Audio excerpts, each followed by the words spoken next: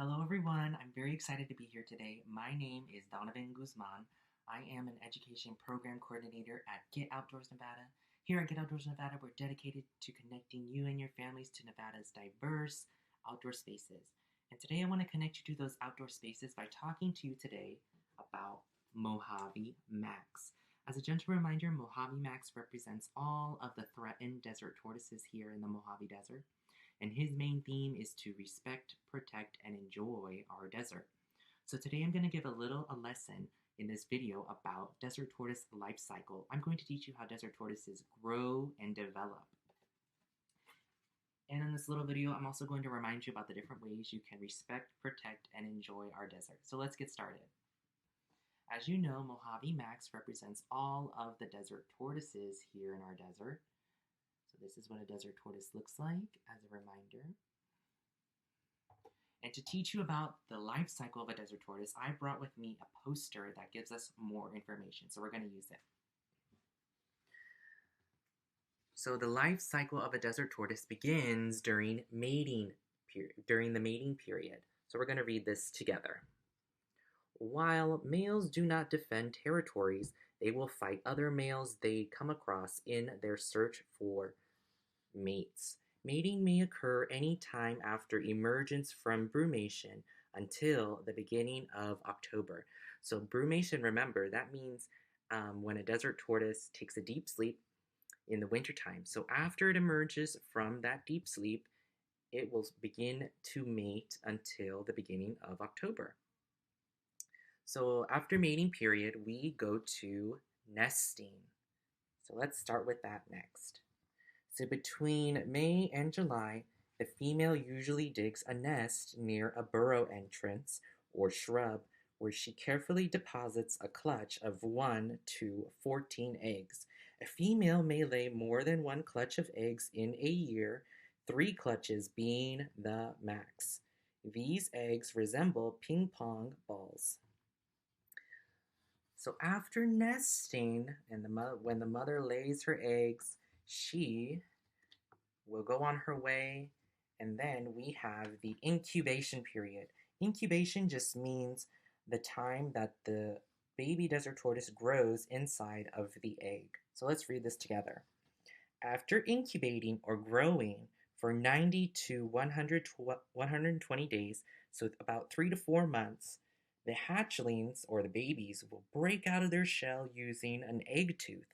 An egg tooth is a special part of a desert tortoise. It's a specially made mouth that allows the desert tortoise baby to peck through the shell so it can come out and emerge. So the yolk sac provides nourishment or food even after hatching. So this desert tortoise can rely on the different materials inside of the egg for food. So this, after the hatchling, then the hatchling begins to grow. So we'll read this together. Hatchlings are about 1.5 inches long. Their shells are soft and composed, which means they're made of mostly scutes. So these are the scutes. Take a look here. These are the scutes, these little circular structures, these circles on them. So female tortoises do not provide care for their young.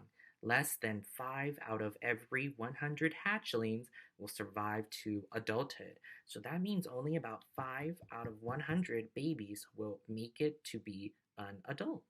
So that's why they're a threatened species. So the desert tortoise, after a hatchling, it begins to grow, which means it needs to eat and get water. So let's read together. A desert tortoise gets water from eating plants and drinking from rain puddles. Some of the desert tortoise's favorite foods are the beaver tail cactus, desert flowers, and even grasses. Wonderful. So then it begins to grow and mature. So we're going to talk about maturity next. As a tortoise grows, bone develops underneath a layer of scutes. By the time the desert tortoise is 5 years old, the bone is well developed and the shell is hard. In the wild, sexual maturity is reached between 14 to 20 years old. So here is the bone of the shell. So underneath the scutes grows the bone, And when desert tortoises are born, when they're babies, they don't have a nice strong bone underneath the scutes, which is why only about 5 out of 100 make it to adulthood. But after they're about 5 years old and the bone grows underneath the scutes, their shell is nice and strong to protect them from predators like ravens and coyotes. So when it matures, then it goes back to the mating period. So this is the entire life cycle of a desert tortoise. So it goes from the mating period to nesting to incubation to a hatchling to eating and growing, and finally it becomes mature. Wonderful. So that is the life cycle of a desert tortoise. I wanted to go over about the quick, easy ways that you can respect, protect, and enjoy our desert. As a gentle reminder, one easy peasy thing you can do is to stay on designated roads and trails. So if you ever go to visit the park near your house, or you visit Red Rock Canyon or Lake Mead, or even the Spring Mountains where Mount Charleston is, it is very important that you walk along trails because wildlife managers and park rangers work very hard to respect and protect natural habitat for other animals, not only desert tortoises, but other animals too. So we want to make sure we stay on trails so that we can protect flowers or cactus that desert tortoises may eat or other animals may eat. Another easy peasy thing all of you can do to protect desert tortoises is to keep the desert clean. So we never want to litter because it may bring around ravens. And as a reminder, ravens are the number one predator to desert tortoises. So they will come over and look for scraps, and when they're doing that, they may come across newborn baby desert tortoises. So we know that when a desert tortoise is first born, its shell is very soft. So a raven can come by and peck right through its shell. But don't worry, we can keep ravens away and protect desert tortoises as long as we throw our trash away. And lastly, one easy peasy thing all of you can do to protect desert tortoises is to never touch one or pick one up. Remember, wild desert tortoises, they're not too familiar with people. They don't know people that well, so if you touch a wild one, it may get scared and it may void or lose all of the water it keeps inside of its bladder. So those are 3 easy things you can do to protect desert tortoises. Stay on trails, keep the desert clean, and never touch a wild one. So I want to thank you for tuning in to this week's episode. We learned something new. We learned about the life cycle of Mojave Max and other desert tortoises. So make sure to tune in next week. I will teach you about a different lesson that we talk about with the Mojave Max program.